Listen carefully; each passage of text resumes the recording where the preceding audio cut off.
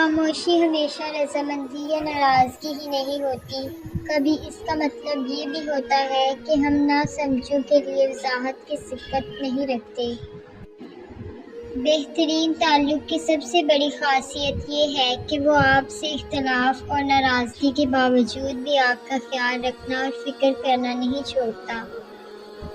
حضرت علی رضی اللہ تعالیٰ عنہ نے فرمایا، کبھی اپنے دوست کی سچائی کا امتحان نہ لو، کیا پتہ اس وقت وہ مجبور ہو اور تم غلط فہمی میں ایک اچھا دوست کھو بیٹھو۔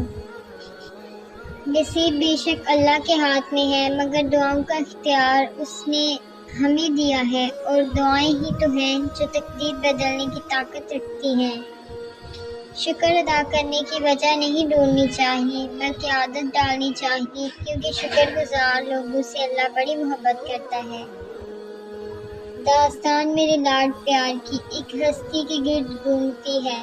پیار جنت سے اس لیے ہے مجھے کہ یہ میرے ماں کی قدم چومتی ہے۔ کائنات بہت بڑی نعمت ہے، جس کو مل جائے وہ جھونپڑی میں بھی خوش اور مطمئن ہے، اور جو اس سے محروم ہے وہ محل میں بھی مطمئن نہیں۔ یا رب ہمیں عافیت کے ساتھ کائنات کی دولت سے مالا مال کر دے، آمین۔ جو خوشحالی اور تنگ دستی میں خرچ کرتے ہیں اور غصہ کو پی جاتے ہیں اور لوگوں کو معاف کر دیتے ہیں، ایسے ہی نیک لوگوں سے اللہ محبت کرتا ہے۔ خدمت خلق، رشتہ داروں کے ساتھ صلہ رحمی کرنا، پڑوسیوں کی خبر گیری کرنا، ضرورت مندوں کی مدد کرنا، دین کی تعلیم و تبلیغ میں حصہ لینا، اجتماعی بھلائی کے کاموں میں رضاکارانہ خدمات انجام دینا۔ اللہ جسے چاہتا ہے چن لیتا ہے، اور جو بھی اس کی طرف رجوع کرے وہ اس کو ہدایت دیتا ہے۔ رب فرماتا ہے، سب کچھ چھوڑ کر اندھا اعتبار کر لو مجھ پر، یقین کرو میں اپنے وعدوں کا بڑا سچا ہوں۔ زندگی آسان کسی کی بھی نہیں ہوتی، بس اپنی اپنی اداکاری ہوتی ہے۔ کوئی جیل لیتا ہے اور کسی میں برداشت کرنے کی طاقت ختم ہو جاتی ہے۔ دلوں سے کب نکلتے ہیں، محبت جن سے ہو جائے، بھول جانا بھلا دینا فقط ایک وہم ہوتا ہے۔ جب تم کو یقین ہو اللہ تمہارے ساتھ ہے تو اس بات کی فکر چھوڑ دو کہ کون کون تمہارے خلاف ہے۔ مانگی ہوئی توجہ عزت نفس کی توہین ہے۔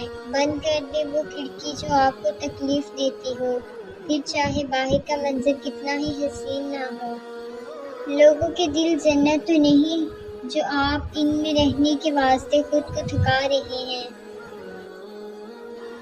محبت سب سے پہلے انسان کی اکڑ اور انا کو ختم کرتی ہے، پھر روح میں اترتی ہے اور وہاں سے انسان کو مخلص اور محسن بنا دیتی ہے، اور جب انسان کی میں ختم ہو جاتی ہے تب ہی وہ عشق حقیقی کے لیے چن لیا جاتا ہے، پھر چاہے وہ عورت ہو یا مرد۔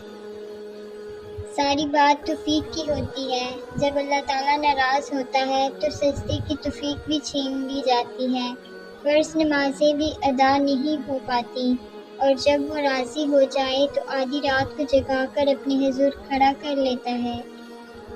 نہ کر نصیب سے اتنے گلے انسان، جب اللہ راضی ہوتا ہے تو ہر چیز مل جاتی ہے۔